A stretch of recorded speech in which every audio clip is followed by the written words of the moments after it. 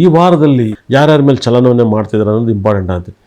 ಮೊದಲಿಗೆ ಭಾಳ ವಿಶೇಷವಾಗಿ ಚಂದ್ರಗ್ರಹ ಬಂದು ಮಿನಿಮಮ್ ಅಂದ್ರೂ ಕೂಡ ಧನುಸು ರಾಶಿಯಿಂದ ಹಿಡಿದು ಮೀನ ರಾಶಿವರೆಗೂ ಸಂಚಾರವನ್ನು ಮಾಡ್ತಾನೆ. ಅದರಲ್ಲಿ ಫುಲ್ ಸೂಪರ್ ಸಕ್ಸಸ್ ಅನ್ನೋದಾದರೆ ವೆರಿ ಸಕ್ಸಸ್ಸು. ಇಷ್ಟು ರಾಶಿಯಲ್ಲಿ ಸಂಚಾರ ಮಾಡ್ಬೇಕಾದ್ರೆ ಒಂದು ಮಕರ ಮತ್ತು ಕುಂಭ ರಾಶಿ ವಿಪರೀತ ರಾಜಯೋಗನ ತಂದು ಕೊಡ್ತಾನೆ. ಆದರೆ ಶನಿ ಗ್ರಹ ಬಂದು ಬಹಳ ವಿಶೇಷವಾಗಿ ಮೀನ ರಾಶಿಲಿದ್ದಾನೆ. ರಾಹು ಬಂದು ಕುಂಭ ರಾಶಿಲಿದ್ದಾನೆ. ರಾಹು ಗ್ರಹನೂ ಕೂಡ ಒಂದು ಕುಂಭ ರಾಶಿಲಿದ್ದಾನೆ. ಅದೇ ಥರ ಗುರು ಉಚ್ಚನಾಗಿದ್ದಾನೆ. ಉಚ್ಚನಾಗಿದ್ದರೆ ಸಾಕಷ್ಟು ಜನ ಮಾತು ಬಿಡೋದು, ಜಗಳಗಳು ಮಾಡೋದು ಇದೆಲ್ಲ ಇರುತ್ತೆ. ಗುರು ಉಚ್ಚನಾದರೆ ಒಳ್ಳೆ ಬುದ್ಧಿ ಬರೋದ್ರಿಂದ ಕೆಟ್ಟ ಬುದ್ಧಿನೂ ಕೂಡ ಜಾಸ್ತಿ ಬರುತ್ತೆ. ಗುರು ಉಚ್ಚನಾದರೂ ಕೂಡ ಕೋಪಕ್ಕೆ ಹೊಣೆ ಆಗ್ತಾರೆ.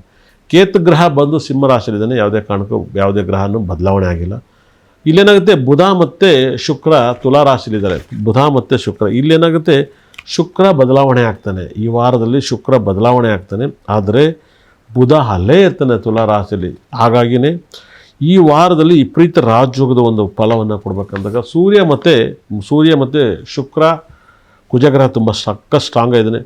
ಮಕ್ಕಳು ಹುಟ್ಟಕ್ಕೆ ಸೂಪರ್ ರಾಜಯೋಗ ಅಂದರೆ ತುಂಬ ಇಂಪ್ರೂವ್ಮೆಂಟ್ ಆಗಬೇಕಂದ್ರೆ ಮಕರ ಲಗ್ನದಲ್ಲಿ ಒಳ್ಳೆ ಕೆಲಸ ಮಾಡೋಕ್ಕೆ ಈ ವಾರ ಪೂರ್ತಿ ಮಕರ ಲಗ್ನದಲ್ಲಿ ಒಳ್ಳೆ ಕೆಲಸ ಮಾಡೋದು. ಮಕರ ಲಗ್ನ ತುಂಬ ಪಾಸಿಟಿವ್ ಲಗ್ನವನ್ನಾಗುತ್ತೆ. ತುಂಬ ಸಿಕ್ಕಾಪಟ್ಟೆ ಲಕ್ಕನ್ನು ತಂದು ಕೊಡುತ್ತೆ. ಅದೇ ಥರ ಕಟಕ ಲಗ್ನದಲ್ಲಿ ಹುಟ್ಟಿದರೆ ಖಂಡಿತ ಕೂಡ ತಂದೆಗೆ ಆರೋಗ್ಯ ಸಮಸ್ಯೆ ಬರೋದು, ಸಮಸ್ಯೆಗಳು, ಆಕ್ಸಿಡೆಂಟು, ಮನೇಲಿ ದುಃಖಗಳು ಅತಿ ಹೆಚ್ಚು ಆಗುತ್ತೆ. ಅದೇ ರೀತಿಯಲ್ಲಿ ನೀವು ತಿಳಿದಿರೋ ಪ್ರಕಾರ ತುಂಬ ಮಿರಾಕಲ್ ಸಕ್ಸಸ್ಸನ್ನು ನೀವು ನೋಡ್ಬೋದು. ಅದೇ ರೀತಿಯಲ್ಲಿ ತುಂಬ ಕೋಟ್ಯಾಧೀಶರಾಗಬೇಕು. ಅದೇ ಸಿಂಹ ಲಗ್ನದಲ್ಲಿ ವಾರದಲ್ಲಿ ಏನಾದ್ರು ಮಗು ಜನನವಾದರೆ ಡೈವರ್ಸಿಗೆ ಸಂಬಂಧಪಡುತ್ತೆ. ಪರ್ಸ್ನಲ್ ಪ್ರಾಬ್ಲಮ್ ಎಲ್ಲ ತುಂಬ ಡಿಸ್ಟರ್ಬ್ ಆಗುತ್ತೆ. ಆದರೆ ಮೆಡಿಕಲ್ ಶೀಟನ್ನೆಲ್ಲ ಸಿಗುತ್ತೆ ಅಂತ ಹೇಳುತ್ತೆ. ಭಾಳ ಮಿರಾಕಲ್ ಆಗುತ್ತೆ. ಅದೇ ರೀತಿಯಲ್ಲಿ ಒಂದು ಸಕ್ಸಸ್ಸನ್ನು ಕಾಣಬೇಕು ಅಂದರೆ ಸಿಂಹ ರಾಶಿಯಲ್ಲಿ ಏನಾದ್ರು, ಧನು ರಾಶಿಯಲ್ಲಿ ಏನಾದ್ರು ಮಕ್ಕಳು ಹುಟ್ಟರೆ ತಂದೆಯನ್ನು ಬೇಗ ಕಳ್ಕೊತಾರೆ. ತಂದೆಗೆ ಸಮಸ್ಯೆಗಳು ಬರ್ತವೆ, ತಾತನ ಸಮಸ್ಯೆ ಬರುತ್ತೆ. ಈ ವಾರದಲ್ಲಿ ಧನುರ್ ಲಗ್ನದಲ್ಲಿ ಮಗು ಜನನವಾಗಬಾರ್ದು. ಅದನ್ನು ಮುಂದೂಡಿ ಮಗುವಿನ ಜನನವಾದರೆ ತುಂಬ ಒಳ್ಳೆಯದಾಗುತ್ತೆ. ಯಾಕಂದರೆ ಸೂರ್ಯ ಬುಧ ಶುಕ್ರ ಗ್ರಹಗಳೆಲ್ಲ ವ್ಯಯಸ್ಥಾನದಲ್ಲಿದ್ದಾಗ ಮಕ್ಕಳು ಜನನವಾಗಬಾರ್ದು. ಧನುರ್ ಲಗ್ನ ಈ ವಾರದಲ್ಲಿ ಹುಟ್ಟಕ್ಕೆ ಒಳ್ಳೆಯ ಟೈಮಲ್ಲ. ನೀವು 100% ಮಕರ ಲಗ್ನ ತುಂಬ ಟಾಪ್ ಲಗ್ನ. ಮಕರ ಲಗ್ನಕ್ಕೆ ಆದಷ್ಟು ಮಗು ಹುಟ್ಟಕ್ಕೆ ಟ್ರೈ ಮಾಡಿದಷ್ಟು ನಿಮ್ಮ ಮನೆ ಕೋಟ್ಯಾಧೀಶರಾಗ್ತಾರೆ. ಪರ್ಸ್ನಲ್ ಲೈಫ್, ಹ್ಯಾಪಿ ಲೈಫ್ ಎಲ್ಲವೂ ಶ್ರೀಮಂತರಾಗ್ತಾರೆ. ತುಂಬ ರಿಚ್ ಪೀಪಲ್ಸ್ ಆಗಬೇಕಂದ್ರೆ ಮಕರ ಲಗ್ನದಲ್ಲಿ ಮಗು ಹುಟ್ಟಿದರೆ ಮಾತ್ರ ತುಂಬ ಇಂಪ್ರೂವ್ಮೆಂಟ್ ಆಗುತ್ತೆ. ಮಕರ ಲಗ್ನಕ್ಕೆ, ಮಕರ ರಾಶಿಗೆ ವಿಪರೀತ ರಾಜಯೋಗ ಇರೋದನ್ನು ಬೆನಿಫಿಟಾಗಿ ಮಾಡ್ಕೊಳ್ಳಿ. ತುಂಬ ದೊಡ್ಡ ಸಕ್ಸಸ್ಸನ್ನು ಕೊಡುತ್ತೆ. ಅದೇ ರೀತಿಯಲ್ಲಿ ವೃಷಭ ಲಗ್ನದಲ್ಲಿ ಮಗು ಜನನವಾದರೆ ತಂದೆ ಕೋಟ್ಯಾಧೀಶರಾಗ್ತಾರೆ. ಆದರೆ ಕೋಟ್ಯಾಧೀಶರಾಗುತ್ತೆ. ಆ ಹುಟ್ಟೋವಂಥವ್ರಿಗೆ ಡೈವರ್ಸ್ ಕೇಸ್ ಜಾಸ್ತಿ ಇರುತ್ತೆ. ವೃಷಭ ಲಗ್ನದಲ್ಲಿ ಹುಟ್ಟರೆ ತಂದೆ ತುಂಬ ದೊಡ್ಡ ಶ್ರೀಮಂತರಾಗ್ತಾರೆ. ಆದರೆ ಡೈವರ್ಸ್ ಅತಿ ಹೆಚ್ಚು ಆಗುತ್ತೆ. ಆಗದೇ ಆ ಥರ ನೋಡ್ಕೊಳ್ಳಿ.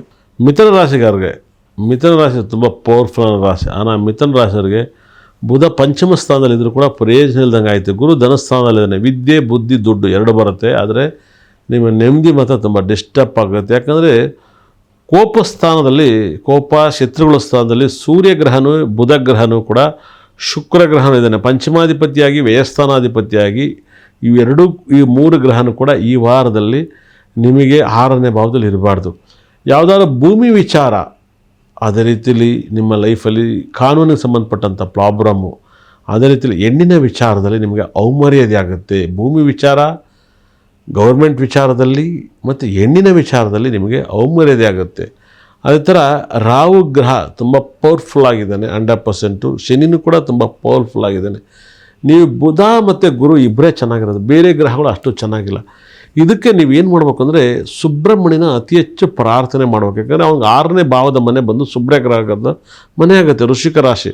ವೃಶ್ಚಿಕ ರಾಶಿನ ಒಲಿಸ್ಕೋಬೇಕು. ಕುಜಗ್ರಹನ ನೀವು ಒಲಿಸ್ಕೋಬೇಕಂದ್ರೆ ಸುಬ್ರಹ್ಮಣ್ಯನ ಪ್ರಾರ್ಥನೆ ಮಾಡಬೇಕು. ಮುರುಘಾ ಕಂದವೇಲ ವೇಲಾ ಮುರುಘಾ ವೇಲಾಯುಧ ಅಂತೇಳಿ ಮುರುಘನ ಪ್ರಾರ್ಥನೆ ಮಾಡಬೇಕು. ಅದರಲ್ಲೂ ಕೂಡ ಮುರುಘದ ಪಂಚಾಮೃತವನ್ನು ನಿಮ್ಮ ಬಾಡಿಲಿ ಸ್ವಲ್ಪ ಸೇರಿಸಿದಾಗ ಮುರುಘನಿಗೆ ಸಂಬಂಧಪಟ್ಟಂಥ ಮುರುಘನಿಗೆ ಅಭಿಷೇಕ ಆಗಿರೋಂಥ ನಿಮ್ಮ ಮನೆಯಲ್ಲಿ ಪಳನಿ, ತಿರುಚೆಂದೂರು ಇಲ್ಲ ಭಾಳ ವಿಶೇಷ ನಮ್ಮಲ್ಲಿ ಕೊಡಲ್ಲ. 100% ಕುಕ್ಕೆ ಸುಬ್ರಹ್ಮಣ್ಯಲ್ಲಿ ಈ ಬುತ್ತಿನ ಅಷ್ಟೊಂದು ಕೊಡಲ್ಲ. ಬೇರೆ ಈ ಬುತ್ತಿಯನ್ನು ಮುರುಘನಿಗೆ ನಿಮ್ಮ ಮನೆಯಲ್ಲಿ ಹಾಕಿ ಹಣೆಗೆ ಇಟ್ಕೊಂಡಾಗ ತುಂಬ ಲಕ್ಕನ್ನು ತಂದು ಕೊಡುತ್ತೆ.